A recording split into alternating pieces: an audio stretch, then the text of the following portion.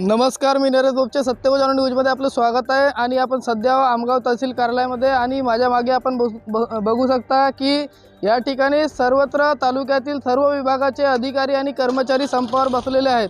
तर एकंदरीत त्यांच्या किती मागण्या आहेत, काय मागण्या आहेत ते आपण जाणून घेऊया त्यांच्या प्रतिक्रियेच्या माध्यमातून। नमस्कार सर, जुनी पेन्शन व नवीन पेन्शन यामध्ये तफावत अशी आहे की एखादा कर्मचारी निवृत्त झाल्यावर त्याला जुनी पेन्शनमध्ये उदाहरणार्थ समजून जा त्याला 30,000 रुपये अगर पगार असेल न तो रिटायरमेंट झाला तेव्हा त्याला 30,000चे अर्धे म्हणजे 15,000 रुपये मिळणार तो जेव्हा तो सेवानिवृत्त झाल्यावर। नवीन पेन्शनमध्ये असं आहे की एखादा कर्मचारी रिटायरमेंट झाला तर त्याला त्याची अगर पगार 30,000 रुपये असेल तर त्याला 8% म्हणजे 8%च्या 30,000 रुपये फक्त 2200 रुपये होते। त्यामुळे जुनी पेन्शन नवीन पेन्शनमध्ये खूप तफावत आहे। त्यामुळे आपण शासनाला ही मागणी करत आहोत की आपल्याला जे पूर्वलक्ष्मीप्रमाणे जुनी पेन्शन आहे तीच आम्हाला देण्यात यावी व लागू करण्यात यावी। सर, मी ग्रामसेवक आहे, तालुका आमगाव।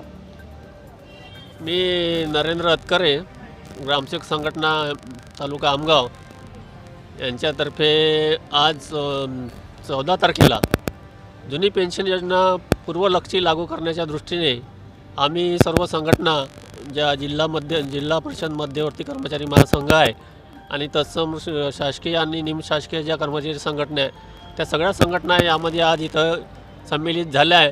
आणि पूर्वलक्षाने जी नवीन पेन्शन योजना शासनानं लागू केलेली आहे ती नवीन पेन्शन योजना DCPS ज्याला म्हणतो आपण ती रद्द करून OPS जी आहे जुनी पेन्शन योजना ही आपल्याला पूर्वलक्षीप्रमाणे लागू करण्यात यावी ही आमची प्रमुख मागणी आहे। मागे 14 मार्च ते 20 मार्चपर्यंत कर्मचाऱ्यांचा लाक्षणिक संप झाला, त्यामध्ये शासनाने आर्थिक आणि सामाजिक हिताच्या दृष्टीने सुरक्षेच्या दृष्टीने तत्वतः नवीन पेन्शन योजना लागू करण्यासंबंधी मान्यता देण्यात आली होती, पण अद्यापपर्यंत तसं कार्यवृत्त किंवा त्या बाबतीमध्ये विशेष असा म्हणजे पुढील सुकाणू समितीने ज्या ठरवलेल्या ज्या मागण्या आहेत त्या अजूनपर्यंत पूर्वलक्षी परिपूर्ण झालेला नाही। त्यामुळे आजपासूनचा हा जो संप आहे जोपर्यंत आमच्या मागण्या पूर्ण होत नाही तोपर्यंत हा संप बेमुदत चालूच राहणार आहे जेव्हापर्यंत समन्वय समितीचा महाराष्ट्र राज्याचा निर्णय हा पूर्ण होत नाही तोपर्यंत हा संप असाच चालू राहील। यामधली प्रमुख मागणी जी आहे ती जुनी पेन्शन योजना जी आहे ती जुनी पेन्शन योजना लागू करण्यात यावी। तसेच आजकाल जे कंत्राटीकरण जे चालू आहे किंवा खाजगीकरण जे चालू आहे ते कंत्राटीकरण आणि खाजगीकरण बंद करण्यात यावं आणि आणि सर्व रिक्त पदे जे आहेत ते सर्व रिक्त पदे पुन्हा म्हणजे रिक्त पदे भरण्यात यावी आणि मागासवर्गीय कर्मचाऱ्याचे पदोन्नतीचे सत्र पुन्हा सुरू करावे। चतुर्थ श्रेणी कर्मचारी आणि शिक्षक आणि शिक्षकेतर कर्मचाऱ्यांचे प्रलंबित प्रश्न मार्गी लागावेत आणि नवीन शिक्षण धोरण रद्द करावे। खाजगीकरण कंत्राटीकरणाचे सर्व निर्णय रद्द करावेत। या सर्व मागण्यांकरिता पूर्तता करण्याकरिता आम्ही सर्व संघटना इथे तहसील कार्यालय आमगाव इथे बसलेलो आहोत। आमच्या मागण्या तर एकूण 18 आहेत।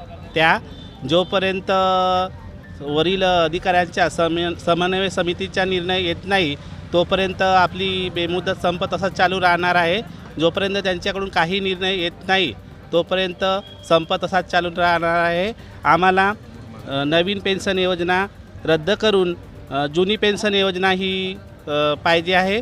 त्याच्यानंतर कंत्राटी जे आहेत कामगार रोजगार त्यांना रोज नियमितपणे सुरू करावे। तसेच सर्व रिक्त पदे त्वरित भरावे आणि अनुकंपातील ज्या रिक्त पदं आहेत त्यांना त्वरित भरावे। तसेच चतुर्थ श्रेणीचे जे कर्मचारी आहेत त्यांना पदे त्वरित भरावे। अशा एकंदरीत तर आपल्या 18 मागण्या आहेत। त्या 18 मागण्या पूर्ण होत नाही तोपर्यंत आमचा बेमुदत संप असंच चालू राहणार आहे। आणि आज आपण 14 डिसेंबर 2023 रोजी तहसील कार्यालय आमगाव इथं या बेमुदत संपावर बसले आहो आणि आपल्या पाठिंब्याशी सर्व कार्यालयाचे जसे पंचायत समिती, भूमी अभिलेख, आरोग्य विभाग असे एकत्रित सगळेजण इथं आज तहसील कार्यालय आमगाव इथं बसलेले आहेत।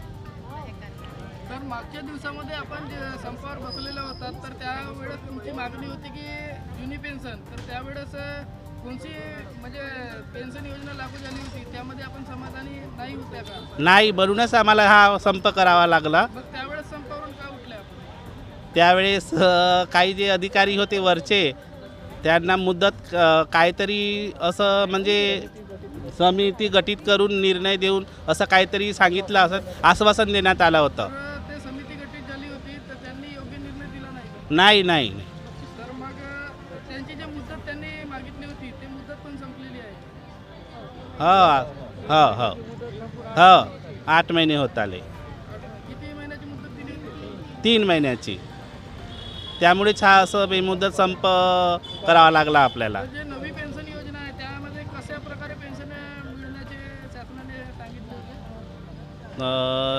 जे नवीन जे मुद्दे आहेत ते म्हणजे त्या अगोदरचे जे आहेत आपल्याला जुनी पेन्शनचे जे मुद्दे होते त्या पद्धतीने पाहिजे होते. तर आपण बघितलं त्यांच्या काय मागण्या होत्या आणि मागील 8 महिन्या अगोदर ते याच ठिकाणी संपावर बसले होते.